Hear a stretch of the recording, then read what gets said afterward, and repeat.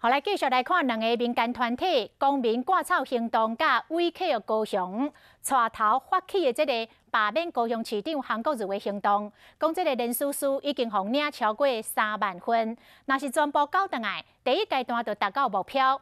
后一步要伫高雄举办更加大规模的游行的活动，甚至要来包围高雄市政府。那韩国瑜的态度也是同款，讲这是民主社会，伊尊重这种政治的活动。 现场人真多，男女老幼拢有。平常时一透早就往议员服务处报道，想要来提声罢免林叔叔、罢免高雄市长韩国瑜。